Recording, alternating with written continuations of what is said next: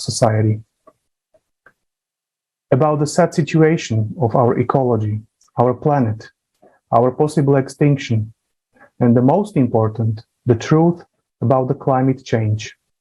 The disasters that are growing in their quality and gravity every day and can come to every home, every person, no matter the region or usual climate conditions of the territory.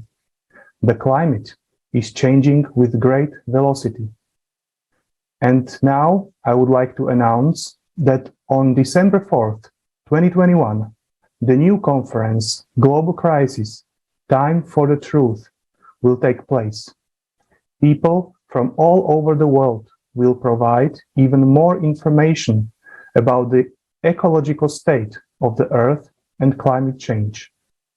This time, the conference will be interpreted simultaneously into more languages than the previous one. And I would like to remind you that before it was 72 languages. Thanks to everyone who makes this possible and continues sharing this information and expressing their impressions on the conference. And now I would like to present you our dear guest today, Sandeep Nath, founder of Renewalism from India.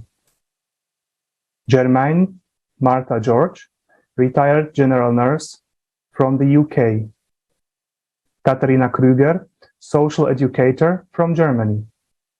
And Olga Kovtun, marketing professional from the United States. And now let's watch a short video.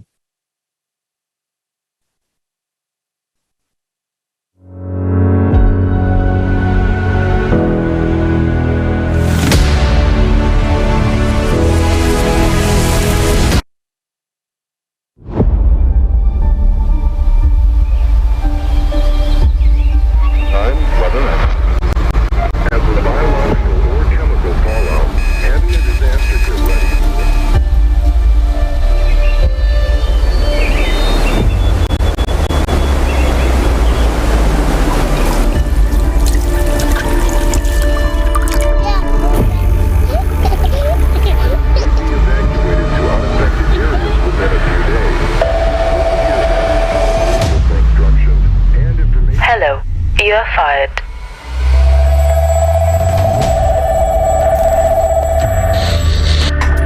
There has been a tremendous technical breakthrough in the world.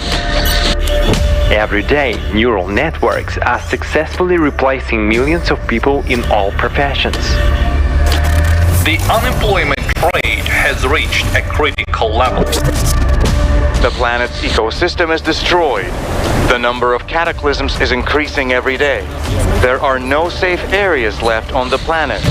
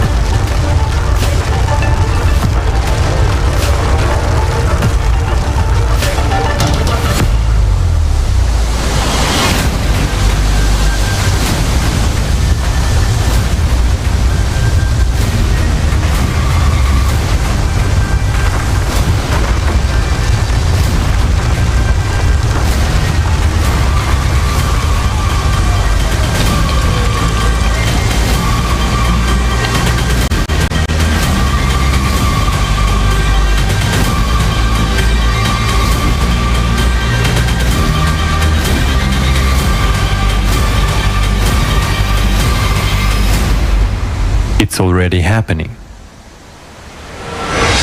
But there is still a chance to change everything.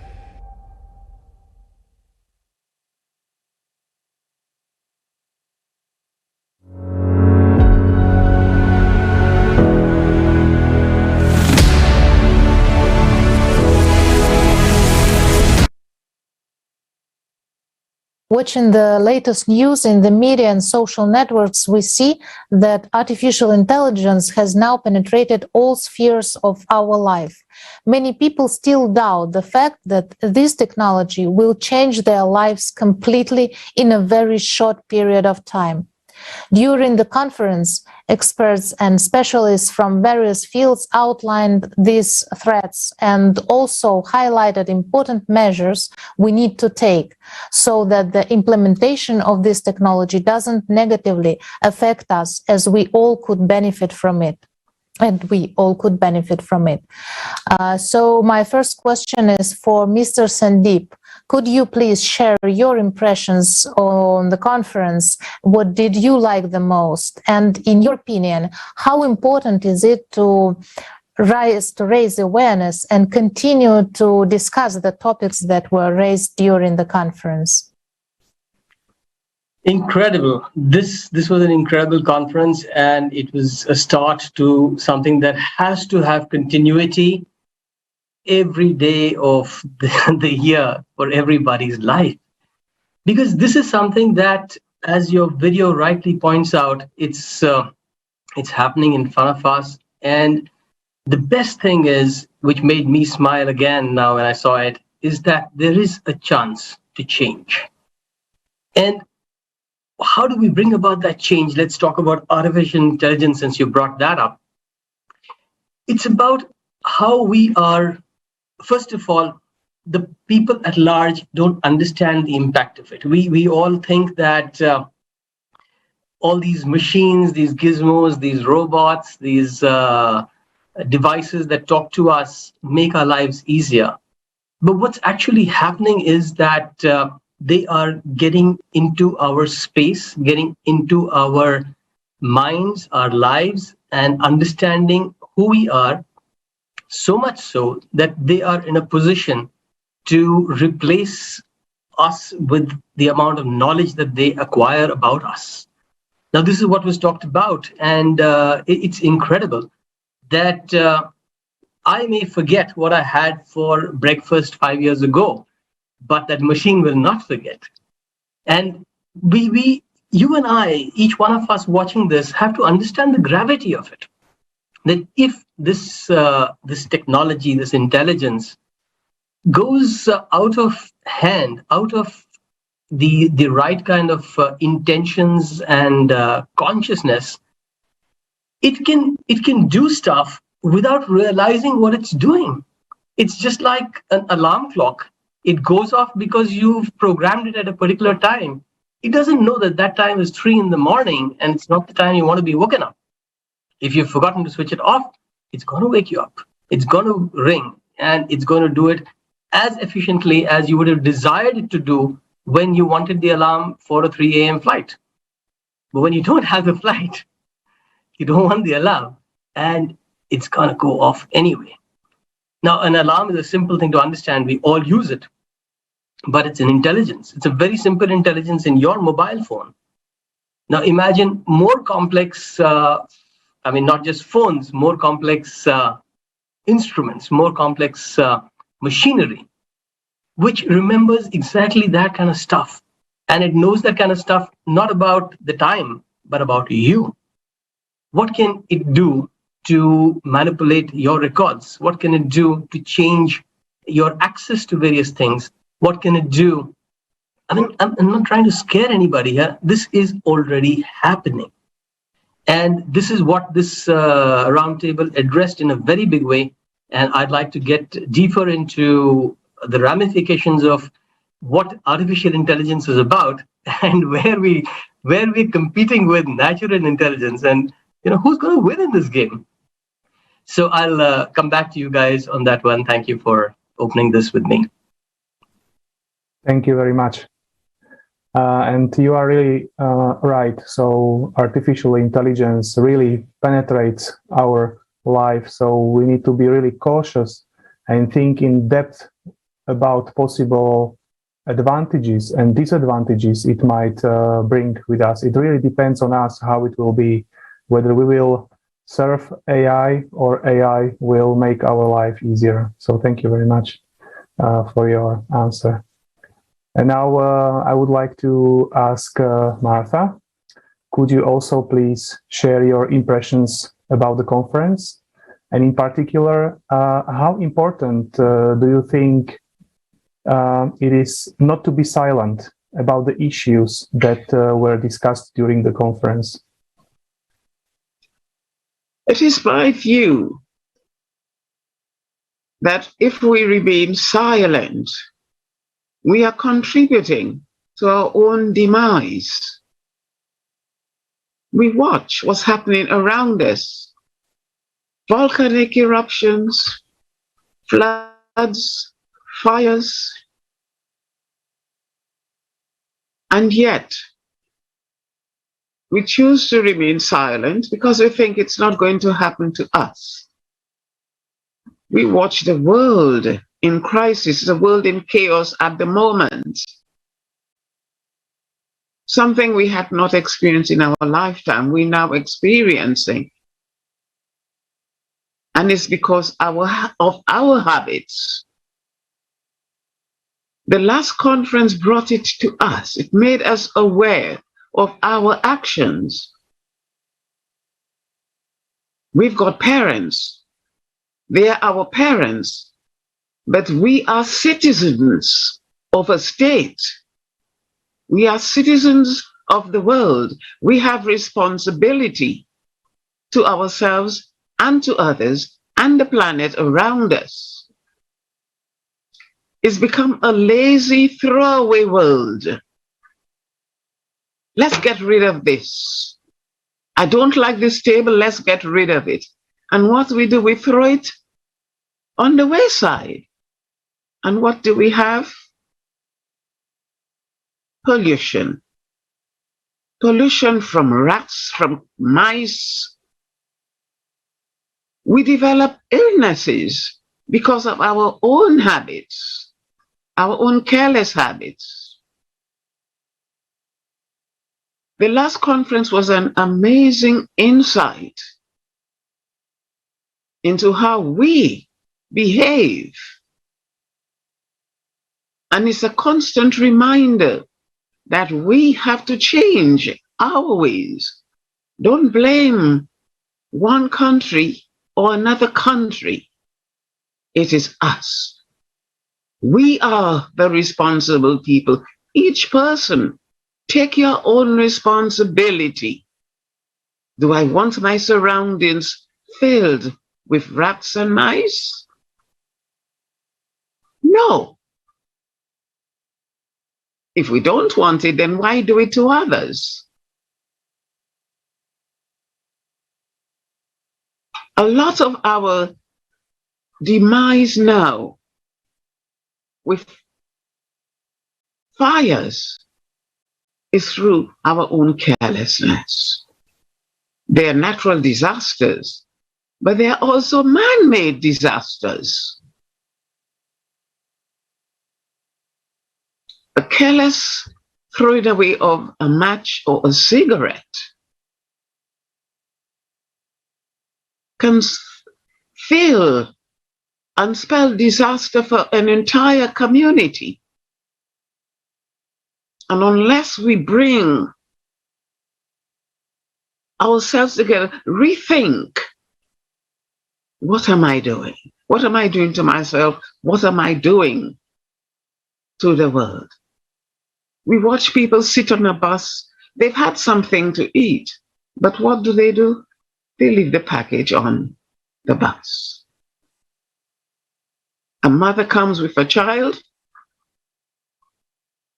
The child can easily become infected.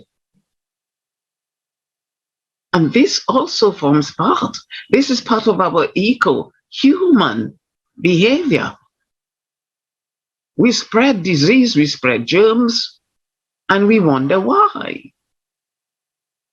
With this pandemic, we throw away our masks on the side of the road, and what else do we expect? When viruses mix, and we know they mutate, who is responsible? We are. No one else, but we are. And we've got to take responsibility for our actions. There's a time we leave our parents. We won't be tied to the apron strings forever. We become parents ourselves. So what do we teach our young people? We have nothing to teach if we have nothing to practice. And it is with great pleasure that I listen to all the talks on the environment issue, because everyone is responsible and everyone is affected by our action. The environment is ours. We are the caretakers, and we have to be responsible. During this lockdown, I've seen so many wildflowers, and they're all shouting, Landmower is on lockdown. Weed killer is on lockdown. Yippee! I can breathe.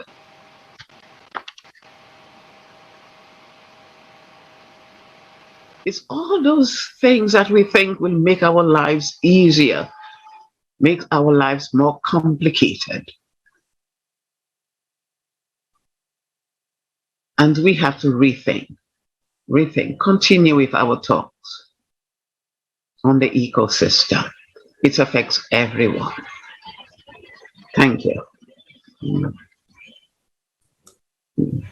Thank you so much, Martha, for your feedback, for your words, for your understandings, for your feelings that you've shared with us just now, because you're so right talking about the responsibility that each of us should take, and also about this fact that many people really think that these things that are already happening to other people, that it won't happen to them.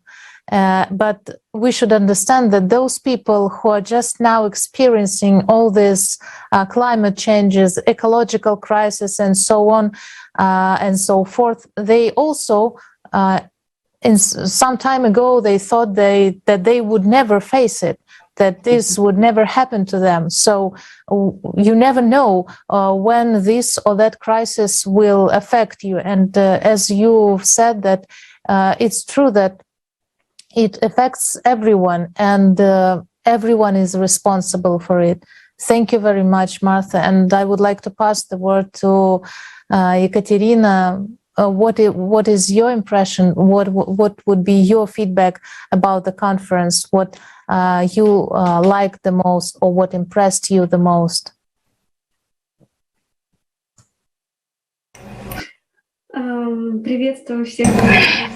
Greetings, dear friends. At the conference, Global Crisis, this already affects everyone, has really made a great impression on me, just as a viewer as well as a participant. I was also participating in the preparation of this conference, and while getting ready for the conference, I was communicating with many people who just have to do with ecology sphere or with artificial intelligence and etc. And what really impressed me was that indeed a lot of people even do not suspect that how much developed AI is already today. And today already actually we have in Germany just factory with the robots working there just even daily and at night. And yes, there are a couple of people who do their work, but it's just a few people, and the rest of work is done by the robots. And we even don't know about it because mass media don't talk about it. And also I managed to talk with people who are engaged in wastewater treatment plants, and here in our country, in Germany, and who just perfectly understand that we really lack today pure water. But yes, Germany actually has quite a good situation in this, but as for the other countries, we really do have big lack of just good fresh water. And also people understand that because of these cataclysms, a huge migration might begin, and people might migrate from one part of the planet to another one. And the conference, just information was voiced that you just couldn't leave, emotionless, and because I realized that today everything depends on each and every one of us. Depends on our choice how we want to live. And what we are doing right now, it really influences our future. That is why I would like to express great gratitude to all the participants, to all the speakers and technical support team, and to everyone who was helping to make the conference get ready. And because the conference was interpreted into 72 languages, and also some people might perceive that this conference voiced horrible information, but on the one hand, right? But on the other hand, as just one of the speakers who said, it feels good. It feels good that people voice this information. Thank you very much, Katerina, for this honest answer. And it is indeed the truth that many people don't actually tend to put their attention into what's going around us until we personally get affected. And as you correctly said, that while participating on the preparation of the kaleidoscope of facts, you started to see that these things, that automatization, robotization, and all of these water pollution threats are indeed already happening right now. And as you outlined very correctly, that it depends on our decision today in what world we will be living tomorrow. So thank you very much. It was very inspiring. And also I would like to put our word to Olga. And Olga, I would like to ask you, what's your impression about the conference? Can you share some feedback with us? Thank you very much. Thank you so much. And thank you so much, Sandeep and Marta and Katya, for sharing this information. As Sandeep said, we have this chance. And really speaking, we are the chance. Like, no one else is going to do it for us. Even for us to show up today and to talk about those topics, that's what's gonna solve all the problems, because we will understand the root cause of it all, which is the consumeristic type of society we live in. And this way we can see the solution in a creative, thriving society that everybody dreams of. And for me, I was so honored to be part of the conference. I was able to prepare for it and interview people for the conference. And I also was so honored to receive this truthful information, because I understand that knowing this information, I can no longer be silent. Knowing this information, I can no longer ignore it. Knowing this information allows me to understand things and actually think for myself. I allowed myself to understand, to dive deep into topics of artificial intelligence, topics of ecology, topics of climate change. And when we have this truthful information, reliable information from people who are not afraid to speak up, from people that pour their soul and their hearts into this, then we see that humanity is alive. We see that we are fighting for that last chance, and we see that we have the information, we have the technology, we have everything at our hands. just we need to inform more and more people about the situation we are facing right now, as far as ecology, as far as climate. And we always have to understand that, yes, today I'm sitting here, I'm warm, I'm comfortable, I was able to take a shower in the morning, but tomorrow I might be grabbing my kids and going somewhere unknown. And to get there and not know what your life would look like is just a misery. I want to know that no matter what happens to me, my family, my friends, or anyone in my town or city or country, I want to know that other people will accept us as human beings. Other people will treat us with respect, compassion, understanding, love, and we will have a technology that will allow us to rebuild fast, and we'll have technology that will allow to prevent mudslides, prevent earthquakes, and let us know ahead of time about this. So thank you so much for this information. That conference was just eye-opening experience for myself. And I thought I knew all the information before, but after this conference, it's just another level of understanding. So thank you to everybody. Thank you so much, Olga. Thank you. Thank you, everyone. Yes, it's true that this information just raises you on another level of consciousness, of awareness. Yes, when you know it, you just can't live the same life you lived before you get to know this information. That's true.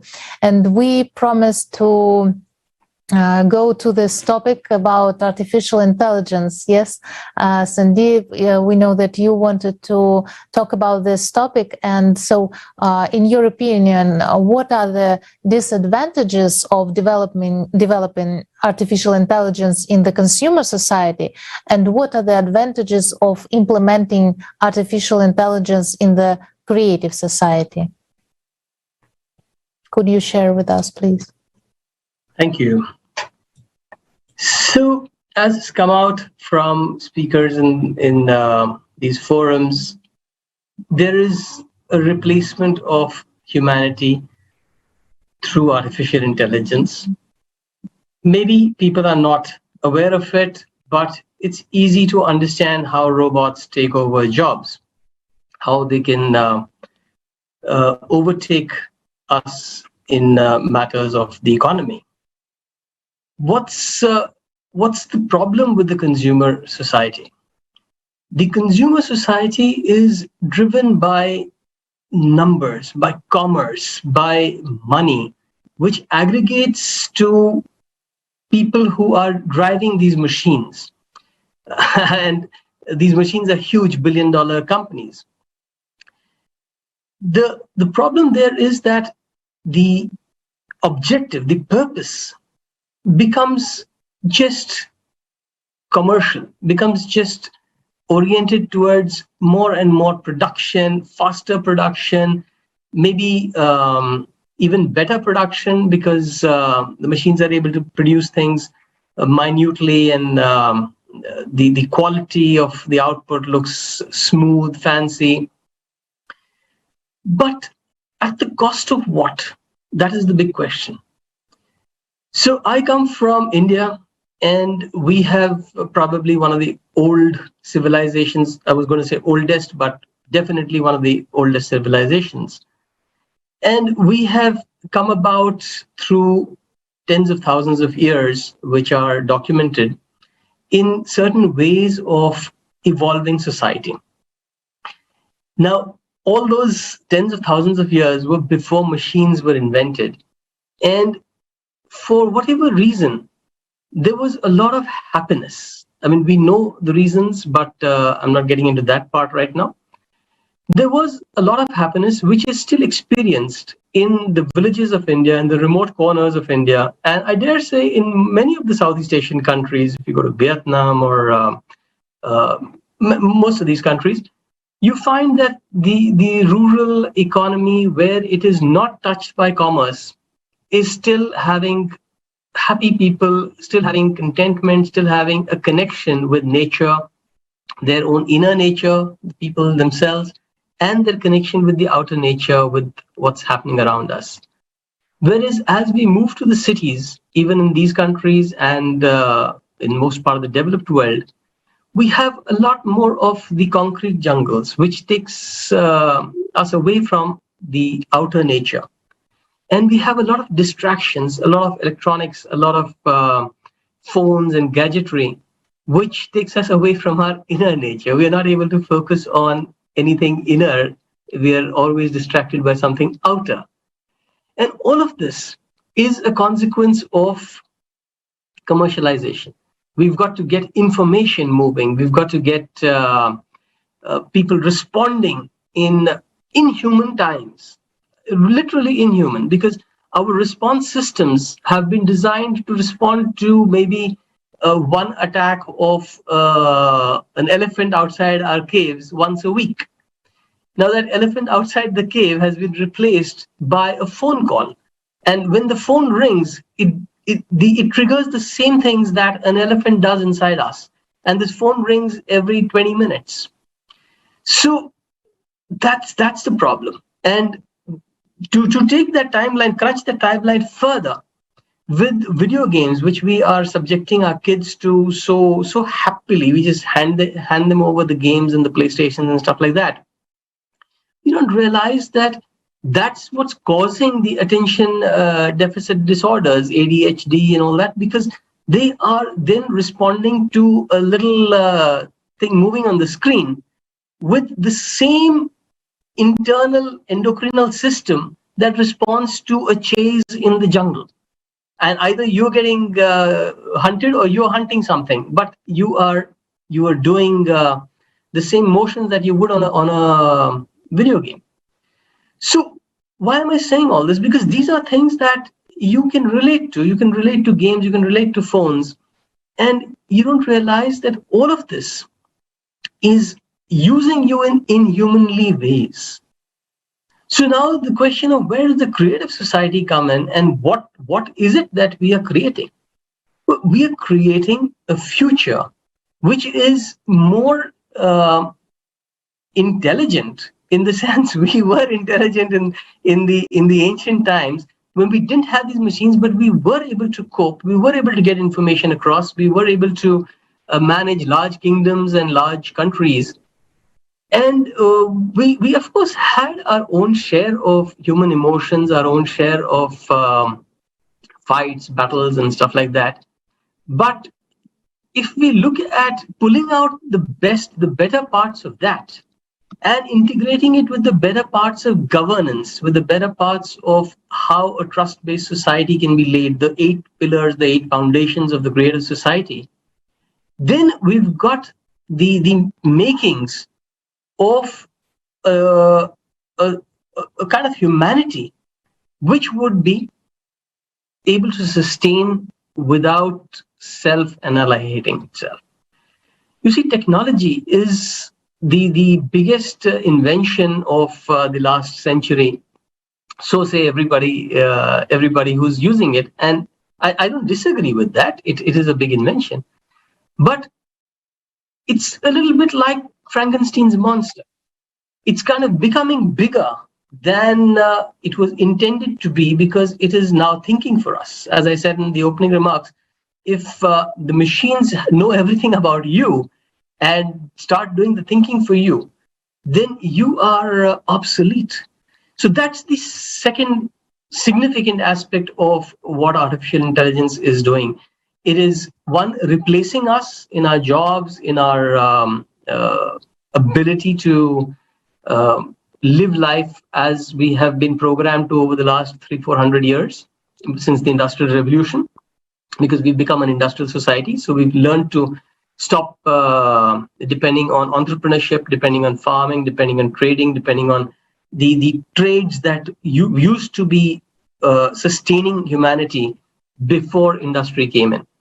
And we've not got the time to change over, to, like Martha said, to work on our habits and understand that we are capable of living differently, capable of living in the ways even 500 years ago, the way we used to live, and still coping well enough. Because this technology and us have kind of come in competition with each other. And now it's become a silly kind of game where we've got to get better than the machine. And we cannot get better than the machine because we are driven by emotions and machines are not driven by emotions. So if something is going to pose an impediment to us, it's going to be the emotion of fear or anger or pride or shame, which is going to sabotage us and not the machine. And therefore, the machines are going to win. So how are we going to get out of that? Maybe we'll come back to that some other time in this discussion.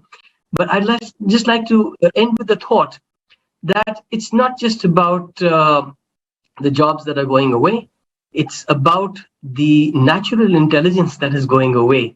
And that could be seriously problematic unless we learn creative ways of bringing it back. Thank you. Thank you very much, Andy. This was really an interesting, very interesting information. What I recall is that in the consumer format of society, what I like the phrase, we are either hunting or get hunted. So this is really the format of consumer society brings us to competition instead of cooperation. And the technology, as you said, is getting bigger and bigger, may become an instrument with help of which we will get under, let's say, more control, and people will start to be obsolete in the world. So this creates really high risks. Whereas in creative society, where human life is on the first place, AI will be as an instrument that will serve people, that will make people's life, that will make our life easier. So thank you very much for your very, very interesting words. And now I'd like to pass the word to Martha. Martha, you've got an extensive experience as a nurse. Could you share your view on the impact of the ecology on humans' health and the quality of our life? I agree very much that ecology, the present ecology, has an impact on our lives. And I firmly believe that the health of the people is the wealth of the state. If you have unhealthy people, you have an unhealthy state. We've brought in machinery. Some machinery is needed, but when machinery begins to replace people, there's no human contact. There's no empathy, there's no sympathy. When you're unwell, you need a human touch. You don't need a robot. The robot will not talk back to you. As I've said before, you may have potatoes, they've all got eyes, but do they help you? Can they see for you?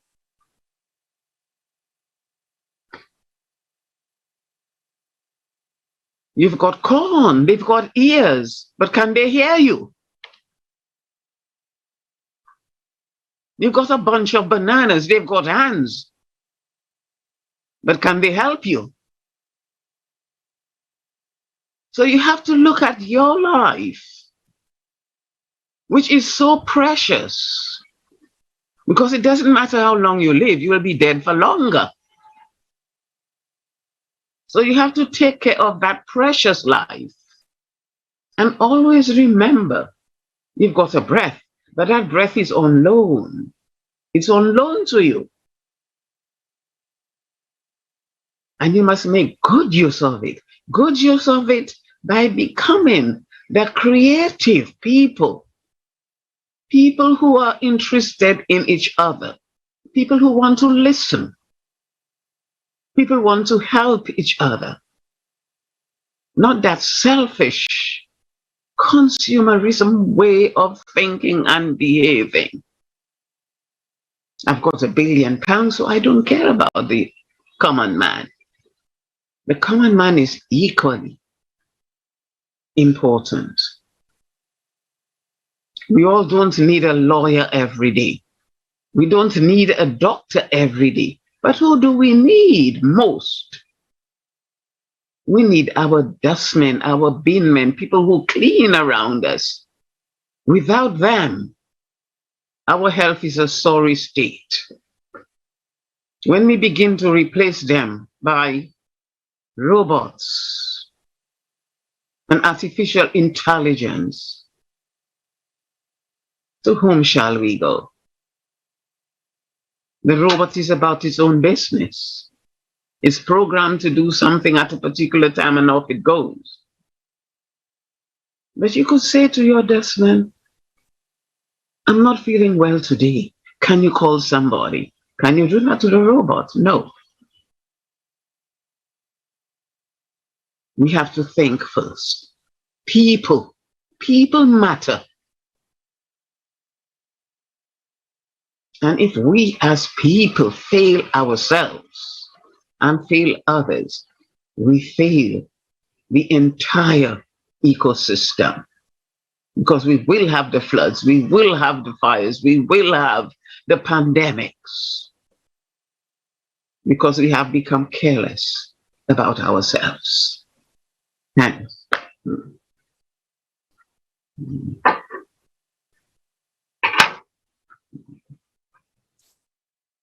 Thank you, Martha. Thank you so much. Thank you, everyone, for your words. And I think that here all of us believe that really a human being is a being that cares. Really, this format, this consumer format where we can find us today, is just a matter of time and surely of our decision to make changes, to change another format. And really, who, if not us, will do these changes, will do this choice, and and build the creative society. And you're right that this crisis, this ecological crisis, and this that we see with the development of artificial intelligence in this consumer society concerns everyone. And this is a very serious topic, but these are very serious topics. But also the most serious today for every person is the topic of climate change. Yes, because we can change lots of things today. We can be more more responsible as for the use of artificial intelligence. We can be more responsible with our consumerism, with this, with polluting, or better, let's say that not polluting our earth. Yes, but there are some things that are happening that we can't change still.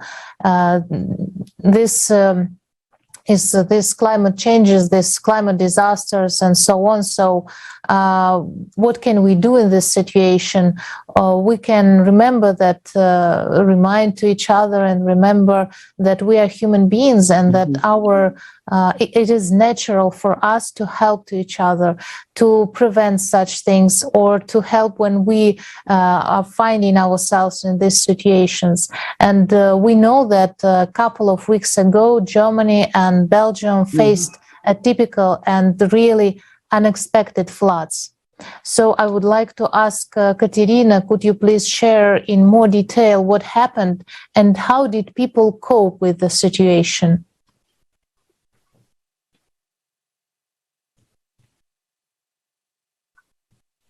Right. I live in Germany. And in fact, the catastrophe just occurred about an hour away from the place where I live. And I just watched a lot of people's activity on Facebook who were writing that people were not warned. They did not get any help. So there were not responsible people. So people did not know who they should address. There were no structures or organizations who should be responsible for that. So, I believe that Germany is one of the best developed countries, European countries. But nonetheless, people people were not warned. So how can it happen that we are living in such a world where we already have AI, and Germany is actually the country where all these technologies are implemented, but people were not warned of the natural disaster. And it was really such a tragedy, because poor people, they left their dear ones. They lost their homes, and people are just they were left on their own. Actually, they were sick and they were left on their own. They did not have any access to help, because that flood, it just swept away the houses. You can even, it's hard to imagine such a disaster, such a large-scale disaster, because as long as I've been living in Germany, it was really large-scale flood, and at some point, the government reacted and help was delivered.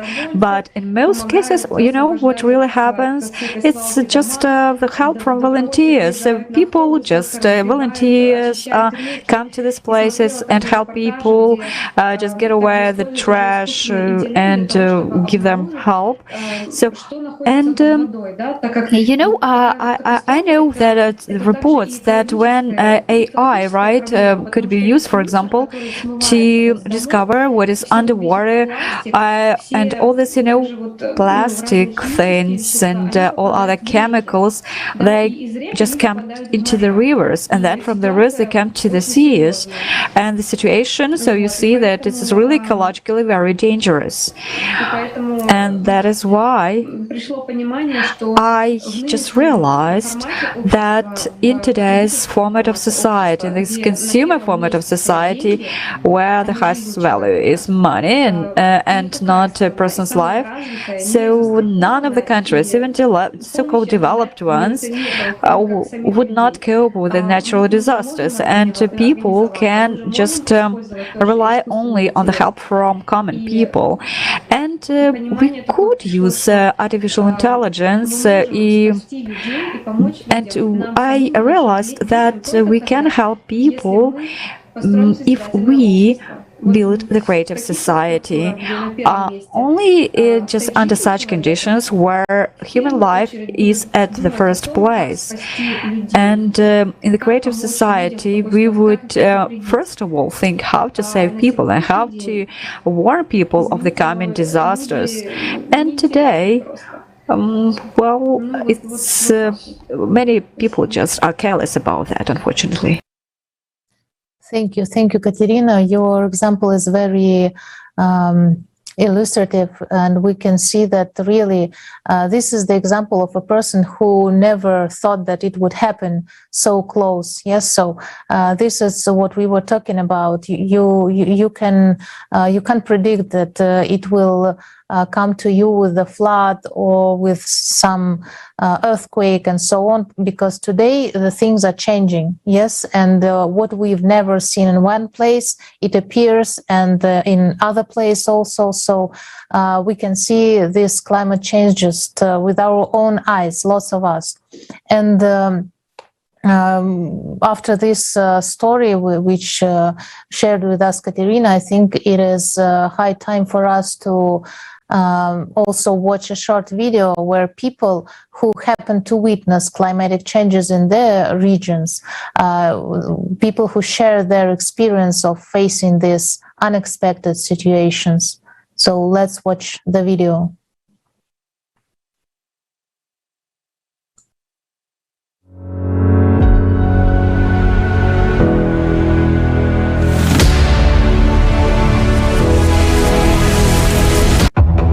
The climate is changing before our eyes. People are losing their lives.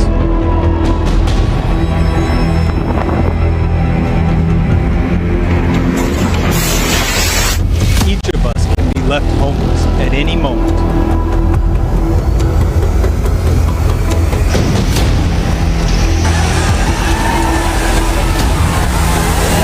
Are you ready to hear the truth from eyewitnesses of the events.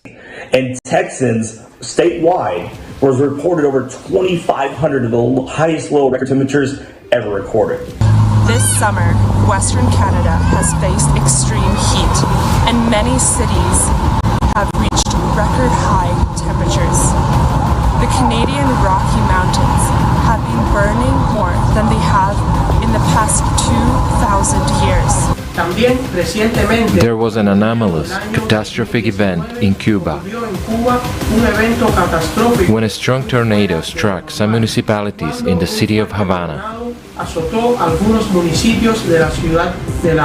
This sudden and violent event caused great horror and anxiety among the population. The people of Tabasco are now very afraid because the season of rain and hurricanes is damaging a lot of houses. Everything is flooded.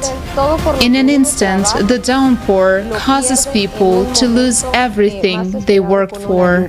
There have been some violent storms lately that are changing people's lives. They not only affect people's lives, but also deprive them of their means of subsistence, leaving people stranded and terrified, not knowing where to go or what to do. So it was from one extreme to the other. We were on fire at one point and then we were underwater. Till March 20th, we had 40,000 aftershocks, the largest of which were of magnitude 5.7. Unprecedented frosts have blanketed much of France. There hasn't been a cold snap like this for decades. Really, I imagine 2019, I have a cyclone in Pune in India. I seen it in my own eyes. I witnessed to myself. So I really lost to my paddy fields. I really lost to many animals also. And I hear many people destroyed their home and they are also homeless. Several flooding occurs every 4 to 5 years and covered 60% of the land mass. The condition of vulnerable people during natural disaster is just unthinkable and undesirable. It's always difficult to describe how miserable their life was. People are worried because they actually don't know what to expect or what to hope for.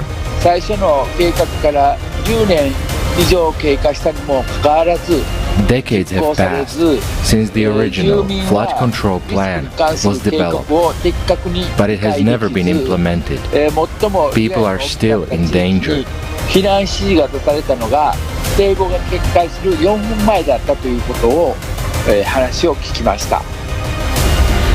There was a freezing rain in Vladivostok. Trees and cars were covered with an ice crust. Many people were left without electricity, without water, without heating. We were cleaning it all by hand. And one man said, "I'll help you with the first bridge. Then I'll go get the tools I have at home. I'll take my tools and we'll help finish the job." The man returned with his tools in his hands. I asked, "How is your house?" "I don't have a house." He kept on cleaning because what else did the man have to do? Part of the country is flooded. What is happening in Belgium now is a huge tragedy for its residents. In some areas, the river level has risen by 2.5 meters. Houses are flooded. Cars are floating along the streets that have turned into rivers. People climb onto the roofs waiting for rescuers. But the water is coming up and no one knows what to expect next. Deadly volcanic eruptions have been experienced in other parts of the continent, and the latest ravaged parts of the Democratic Republic of Congo, which caused severe damages and casualties, and also forced thousands of people into evacuation and also into terrible living conditions. At times it's really extreme. There's flooding, so sometimes people are affected, like people end up drowning, but mostly people have to move with their families. They lose property. Trees and so many agricultural products destroyed. This is the first time we've seen such instances happening in this country.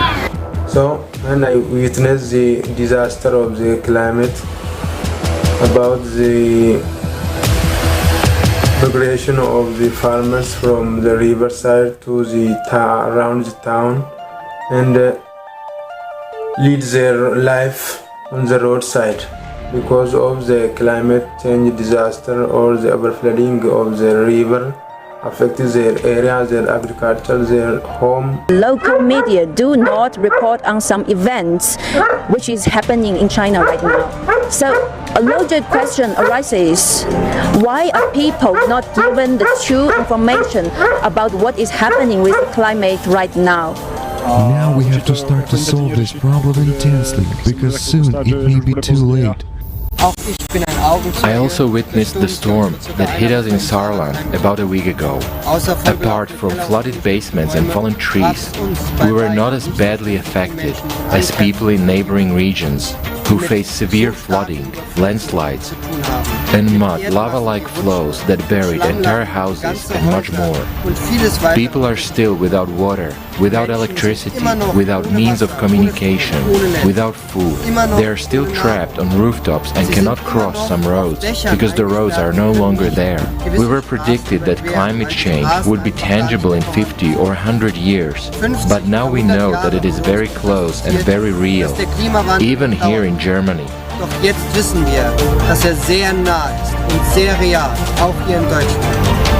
Hello, I'm David from Germany. Just recently, we had severe flooding. People were shocked and not ready for this. Suddenly, we saw how just a few hours of heavy rains caused flooding that washed away cars and houses. This was really shocking to all of us. We were in a state of shock as something that seemed to be very distant was right here at our door. If we take a look a few years back, we must note that extreme weather events occur due to climate change. We had a severe drought in Germany during the last 3 years, and now suddenly there is such a flood. There is no doubt that the climate is changing, and because of this, the frequency of these extreme events is increasing. Even such an industrialized country as Germany was not, in my opinion, properly prepared and proved to be quite vulnerable and susceptible to such events. People were not warned and were not evacuated in advance. Obviously, the disaster management service did not work. If we take a look at the climate situation in the world, we see that new record-breaking droughts, flooding, and forest fires occur everywhere. Human life is in danger more often, and now it has affected Germany. Many people lost their lives, and more than 1,000 people are still missing.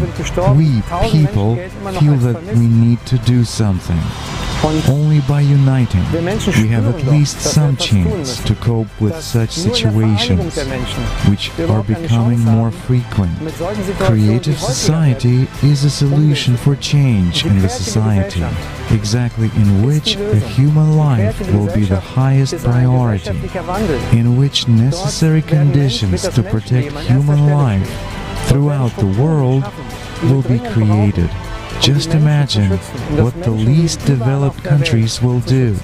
These countries have no opportunities whatsoever to overcome extreme climatic events, and human life is not protected there.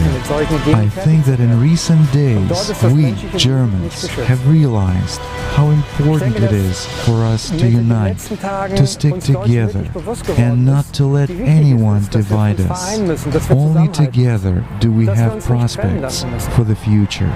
Exactly such a prospect is what the creative society offers. It's our only way out, because only in unity can we protect human life and ensure a future for us and future generations.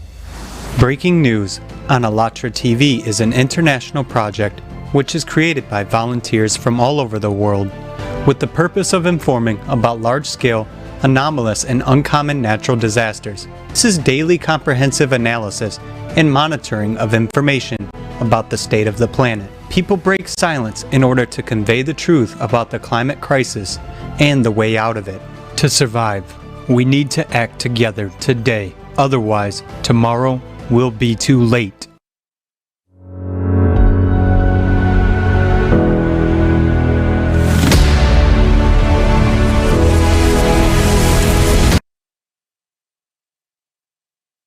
As we could see in this short video report, people were not ready to face such rapid climatic changes in their regions.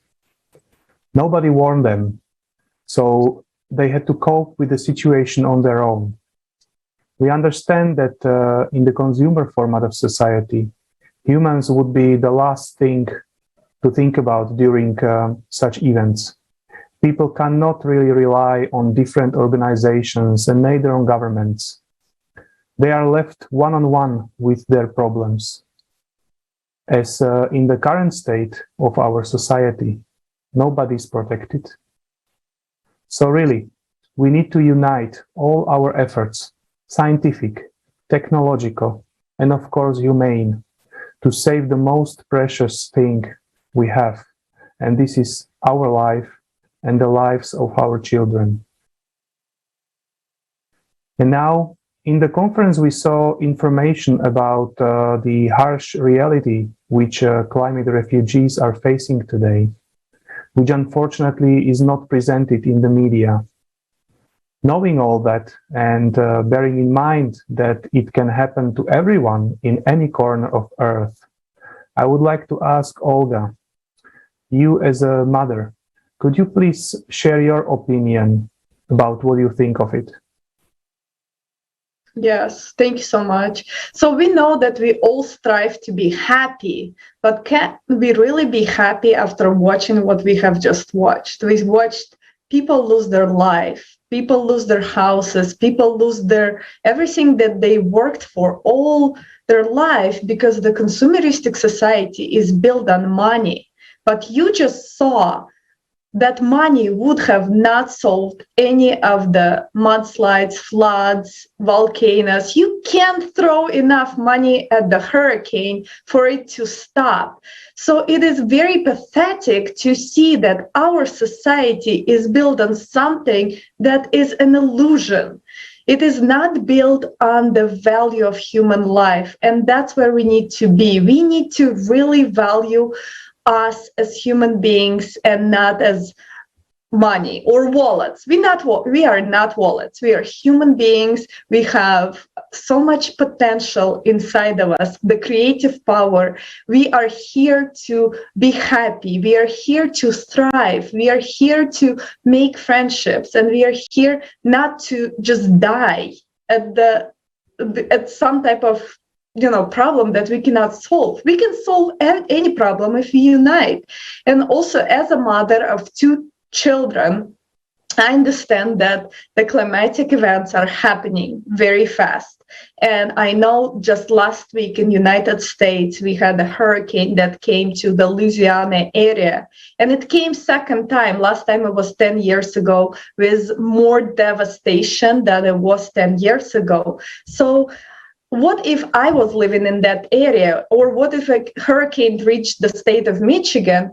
What would I do? I don't have a plan. And as someone said in a video, I don't even know who to call for help. I don't know, what do I do? Do I climb up on the roof? Do I get my passport? Will my passport even matter if I have to migrate to another country or I have to leave the space? We are not prepared. We are thinking it's never going to happen to us.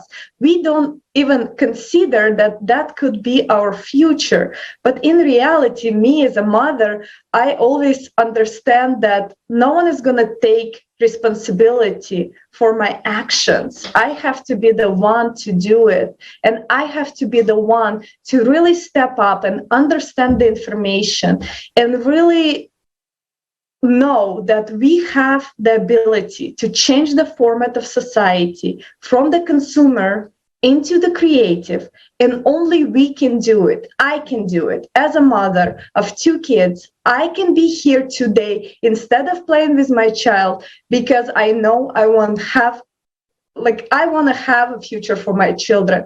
I want to make sure that this information doesn't just reach us here on a call, but it also reaches the whole world. And also, I have been on Twitter today. I will tell you this story. I looked at the Twitter, and so for some reason, one of the United Nations account came to my feed. And in that feed, it says that we have millions of people displaced around the globe. And the caption read, "Please reach out to your governments to help." So I looked at their account, and I went and I saw that they had 3 billion people following their account. And what are they telling those 3 billion people? They're telling them, go ahead and reach out to your governments. Forget about taking personal responsibility and sharing this information. Just put it on someone else to solve it for you. But we are forgetting the governments are people just like us. If hurricane is to come, it doesn't matter if you sit in a White House. It doesn't matter if you sit in your own home. It doesn't matter where it's at. The responsibility is on us. And we as a society just have to stop hoping that someone else is going to solve it for us. And we have to share this information to our friends, to our family, to everybody in our community. And we really have to unite and understand that in a consumeristic society, we are at the dead end. But in the creative society, it is just the beginning of the future that we can all dream about, the future we all deserve, the future that will allow my kids and everybody else's kids to grow up and be a real human with a capital H and really use their best human potential to help others, not to gain for themselves, but to give. And that's why it is so important to be here, to share this message, and to really understand that we, the people of the world, will make this happen. No one else will do it for us. Thank you.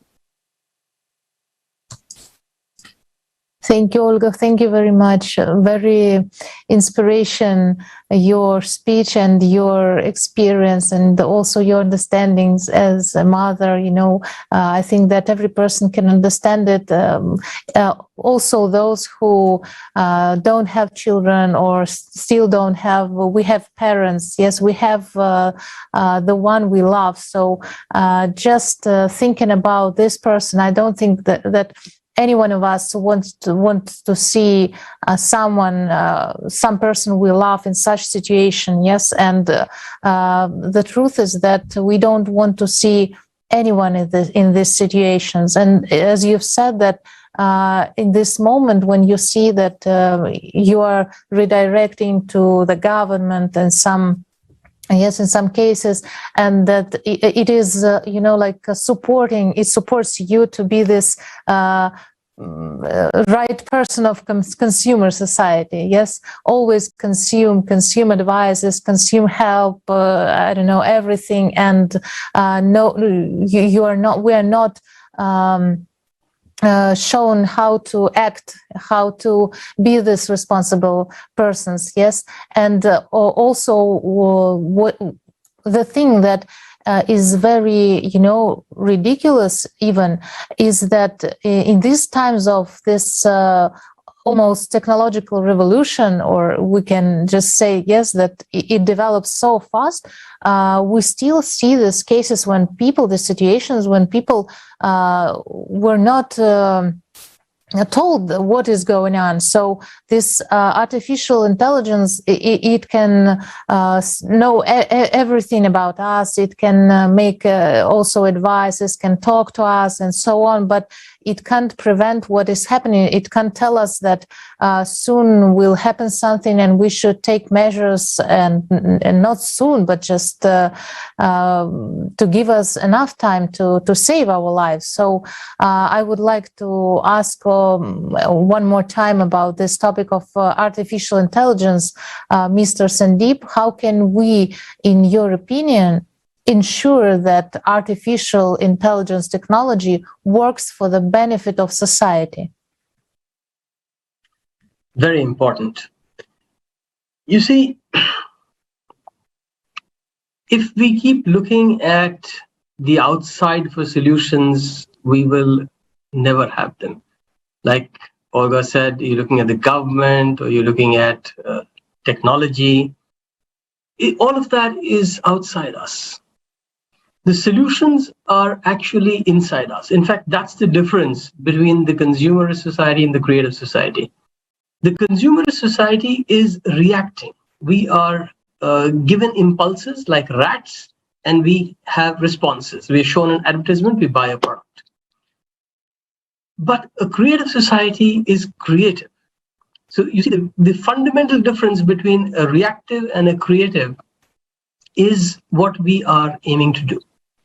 And driving artificial intelligence or any technology with a creative mindset requires plugging into our consciousness, requires plugging into what drives us energetically.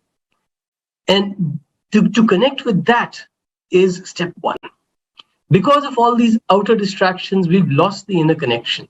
And we have started on a journey where we are thinking that the ultimate achievement would be to clone ourselves. No, the ultimate achievement would not be to clone ourselves. We don't need us again. We need something that would work for us, which would enable us. And that enablement will come only when we apply our conscious mind into understanding what it is that is creative. So, for example, if we are to look at disaster management, it's not about sending up satellites over there and getting information and gigabytes of stuff per millisecond. That's not what's important. What's important is about knowing that there are shifts that are happening in the earth, and each one of us is responsible for those shifts. It is our habits that are starting those shifts. And what is it that we can do? Like one of our panelists said about leaving the wrapper in the bus or throwing it out of the bus window. Now, those are the little actions that add up to our creating this entire mess, whether it's environmental or it's ecological or it's on the climate crisis. And we're thinking that technology is going to solve that. No, technology is not going to pick up that wrapper. And even if it does pick up that wrapper, that is not going to solve the problem of the wrapper reaching there. The wrapper reaching there is our problem. And each one of us has to understand the interconnectedness of this entire process and take ownership, take responsibility, and create. Because if we don't do that, then we are agreeing to be reactive and subject ourselves to whatever the consequences of the big data and the technology, what it can subject us to. We've seen that in Hollywood movies where the robots take over the world. And it's not science fiction anymore. We are almost there. Or if that is not the end that we go to, then we are subjecting ourselves to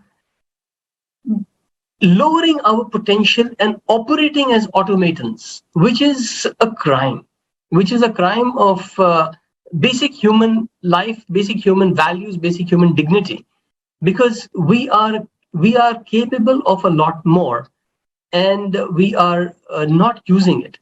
Like they say, common sense is the least common sense. And this is what common sense is about. It is about, do we realize what it is that we are doing by way of our interconnectedness, both within ourselves and with others, with the planet. So if we bring our school curriculum, if we bring our social curriculum, if we bring our educational and societal conditioning to looking inwards, to checking what is it that we are doing, what are our habits, that is the substrate from which we can start creating the right technology. Before that, we are creating technology that is just going on the wrong path. I mean, if we're just starting out, we are going on this path, where we're going to find creative solutions on this path. So we kind of have to relook at where the technology starts and make it start from where our own conscious habits start, in a manner that is going to cascade into something that is not detrimental. So let's face it, we are people, the governments are people. Somebody said that earlier also, and it is for us to change systems that have stopped working. We just got too busy to have noticed that those systems are not working. But we can pull back and rebuild the systems, rebuild the technologies on those systems, and then have the artificial intelligence and machinery working in a manner that supports us and does not either compete with us or annihilate us. That's where I think we must go. We must go within ourselves. We must give more importance to stuff like mindfulness and meditation. We've just got too obsessed with getting faster and faster, reaching outside of us. We've got to get maybe not faster, but more definitely better at getting inside of us. And once we get inside, we connect, we understand what is the core substrate of the human, then we can start using technology to aid the human, which we have currently just gone astray with the consumerist economy. So that's what I feel about this. Thank you very much. And it is indeed the truth. And you said it something very nicely, that first we need to realize that we are all one, that we are all connected, that we are all human. And if I do harm to others, I do harm to myself, actually. And after we realize that we are human, then we can start building all the technologies and artificial intelligence. This is indeed the truth, because only if the human life will be put into the center of attention, only then the product of a, let's say, a human mind, such as artificial intelligence and technologies, can serve us. And we can see that today in the consumer vector of society, a lot of people, as you mentioned, put into the center the technology, but don't really think of consequences. We can see it, for example, in the medicine, where we can already see AI trying to do some surgeries and stuff like that. So this is indeed the truth. And when already speaking about the medicine, I would also like to ask Martha. So why do you, Martha, think that it is important to put human life in the first place? So what is your opinion, so that the healthcare can basically serve the benefits of the people? Thank you. Well, without human life, the world is a vacuum, it's empty. You need human in order for the world to go on. But we need human with intelligence. When I say intelligence, I mean common sense, using your intelligence in a productive way, in a way beneficial to society, in a way that improves health. It's not a matter of just saying, I'll give you a tablet because you've got a headache. But why have you got a headache? What are we treating? You need to know, understand people. Preventative medicine is the key. Not just, I think the health service have become so prone to just handing a tablet and think it's the end of the matter. But are you preventing illness? Or are you encouraging something else? Humans. Without human, we don't have an earth. It's vacuum. It can't run just on animals. We need a human. Even if you've got the artificial intelligence, you still need a human being. And if that human being hasn't got good health, how can he protect you? It's not the government. Who's the government? We are. We make decisions. We elect people. It's we. It's about us. And we have to be healthy. Take care of our health and take care of the health of others. Not just hand them a pill and hope the problem will go away. Because the patients will come back. They'll come back 5, 6 times with the same problem because you haven't solved it. From my experience, I know someone will come with a bad toe and they say, my toe hurts, but have you found out the reason? There are several reasons why the toe hurts. There can be a foreign body. There could be a bit of inflammation. And most times, people with appendicitis, they get a pain in their toe. So if the patient says, I've got a bad toe, and you just look at the toe and, oh, I've done an x-ray and there's nothing, so I'm gone. You haven't even examined the abdomen. Yes. Lots of illnesses produce them, yes, they present themselves in not the way we expect them to. Somebody come with pain in the shoulder and you go, oh, I'll give you a rub. But have you found out, have you had a meal today? Because if the person hasn't had a meal, gas trapped under the diaphragm will cause pain in the shoulder. So you need to question, you need to find out, not just hand portions. And that has become, I think people have become so busy that you just simply hand things. And you find a nation of ill people. And you try to find out, well, you know, how can I heal them? But we don't look at the person as a whole. We look at just that tiny speck. But in healthcare, you have to look at people as a whole, not just a fraction of that person. Because we need each other. The world needs people, not just robots, but we need human in order to have a productive world. And we need people who care about each other, people who care about the environment. Because if you have an environment that's polluted, you will get ill people. Even in the health service, if you use certain solutions, if you pour it down the drain, what's going to happen? What you pour down the drain is going to seep into the drinking water. And a lot of people just don't think, why am I ill? I'm ill because somebody else has been careless. I've just drank polluted water. Yes, it comes through the tap and we think it's sterile. But if your water is recycled and yes.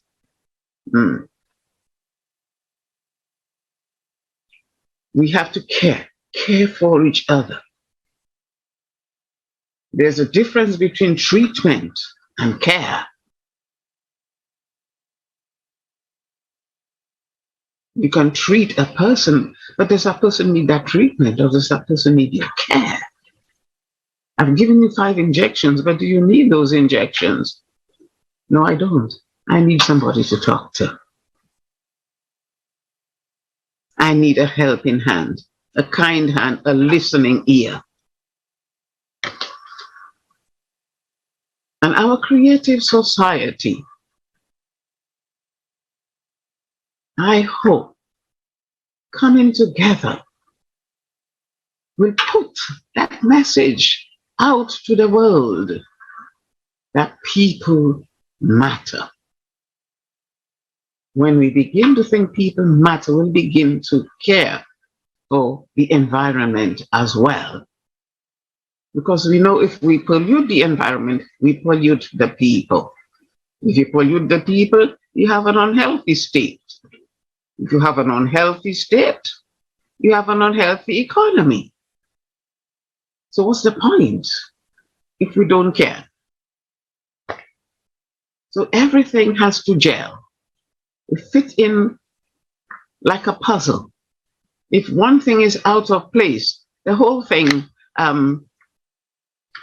falls out of order. Every bit has to fit in. And our health matters. And our health not just depend on treatment. It depends most importantly on care. Thanks.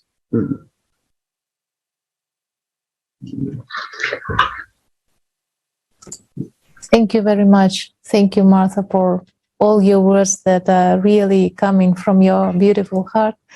Thank you for sharing it with us, because it is important for us to listen to this call for the whole humanity to care, to take care of our lives, to take care of our actions, to be responsible, to be united. It is really the thing that we almost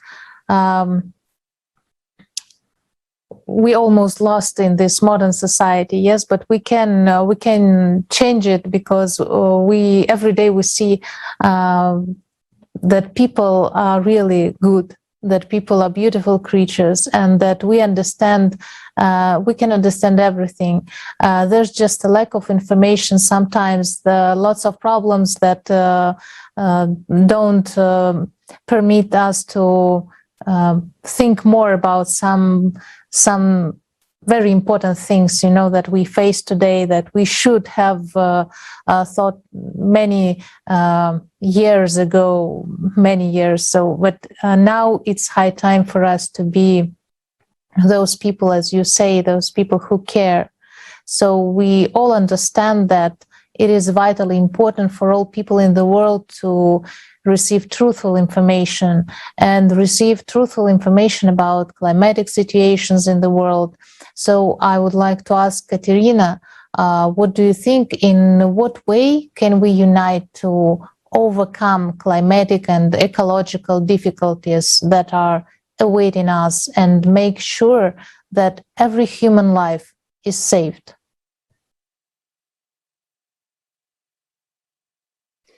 The answer to this question is actually just obvious, because as Martha has said, it's so important that everything depends, on your inner qualities. It is so important that a person would fulfill his potential, but we should create the conditions for such development, and we should create conditions to be ready for the impending cataclysms. And such conditions can be made just by building the creative society. And if we people understand that it is vitally important, so this is the creative society is exactly the basis, the foundation for all the people on earth, all the representatives of different countries on our globe. Just we would get together, and thanks to such a technology as the internet, it is possible to get together. And it is really already happening, this informative wave. It's just what you've got to do is just to join this informative wave of the creative society. We all already have 8 foundations of the creative society, and with, for example, such a highest value as human life.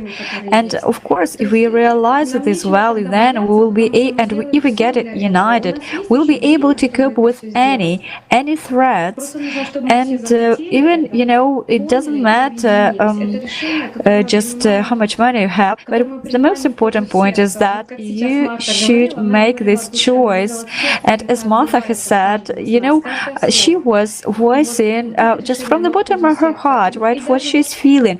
And so if each person would express his feelings and would just give his helping hand to another person, then of course it would be beneficial for all the people, because all the people want to live in just comfortable conditions with just enough food and water. Of course, yeah, we should take responsibility for all the people, because all the people are one big family, and the earth is our common home. And if we want, we can make this decision. We can tell about the idea of the creative society to the whole world. We have internet, we can share this information, we can make a video feedback about today's, for example, roundtable, or about the conference. So you can post it on YouTube, on social media.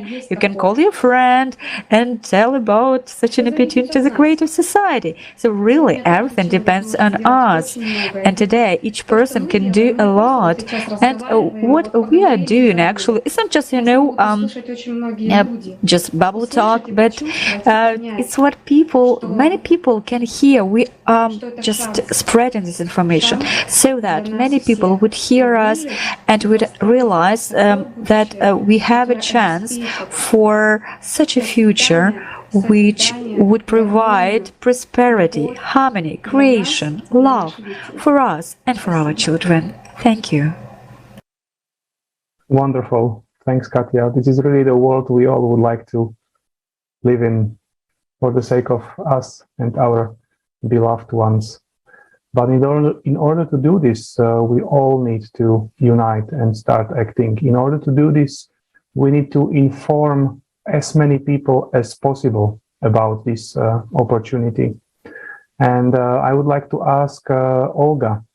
Olga, you are a marketing specialist. What do you think is the most efficient approach of informing people about the way out of this deadlock the consumer society leads us to, so that all the people get a chance to create a planet and create a world where we all would like and enjoy living in? Thank you. Yes, thank you so much. As we know, we live in one informational field, and that field right now, unfortunately, is full of misinformation, is full of hate, is full of misunderstandings, is just full of negative type of information. But we are consumers, right? So we like to eat that type of information, and that's what's being served to us. But in reality, if we turn to be human beings and really understand our nature and really understand that we are here to love, we are here to live, we are here to be supportive, we are here, like Martha said, to care. If we understand this, then let's request different type of information. Let's no longer pay our attention, which is the biggest resource we have, to what is not serving us, to what is dragging us down, to the consumeristic hole that we have been in for 6,000 years.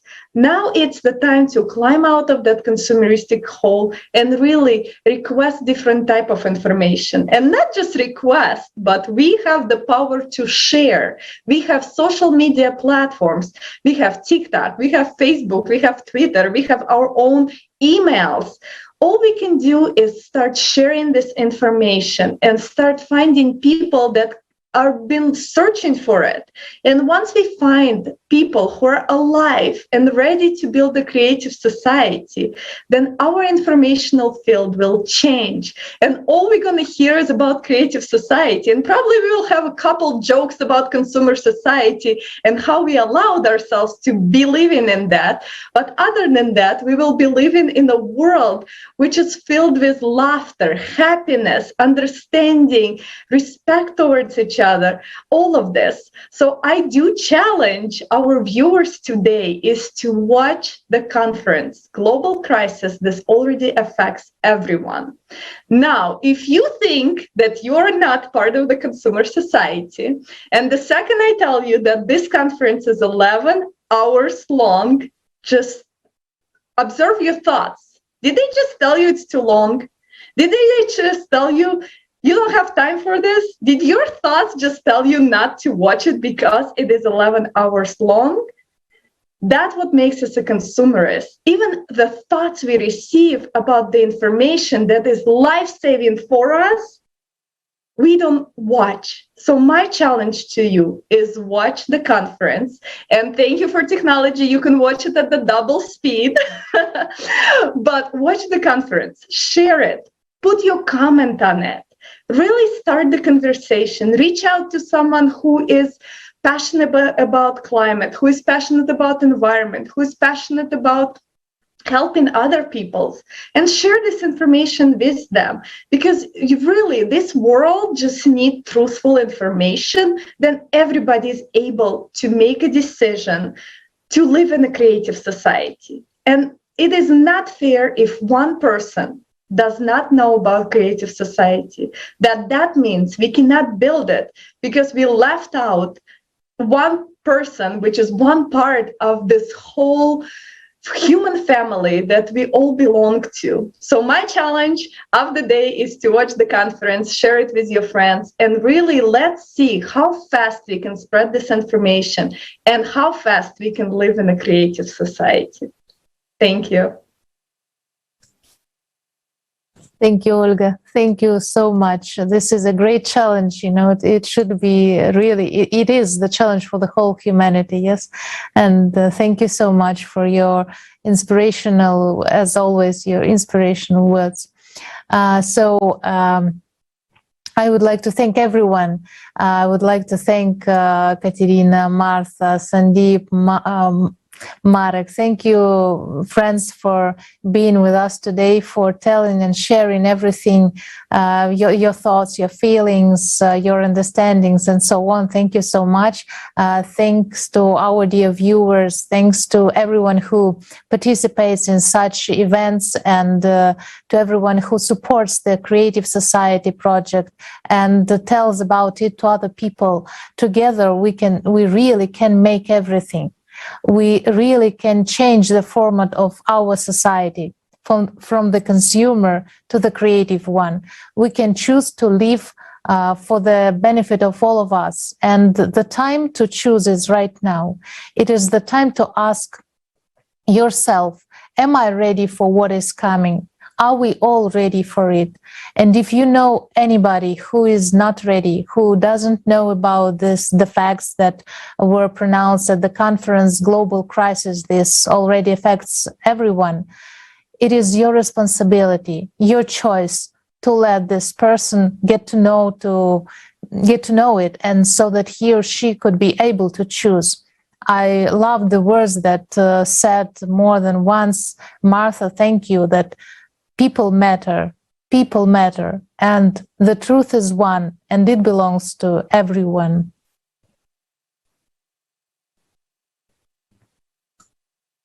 Global Crisis, Time for the Truth. The new online international conference that's already being prepared by people from all over the world will take place on December 4th, 2021. With simultaneously interpretation, this time into more than 72 languages. Please share this information with other people, because volunteers from many countries, in their free time from work and everyday life, are doing everything they can to let you and many other people know about the current crisis, but also the way out of it. So, since you know it, sharing this with others is already your contribution to construction of the Creative Society.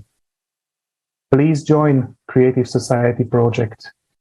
Write us your ideas, your questions, and let's act together. The following short video will show you how to do it. Thank you, everyone. See you at the next Roundtables.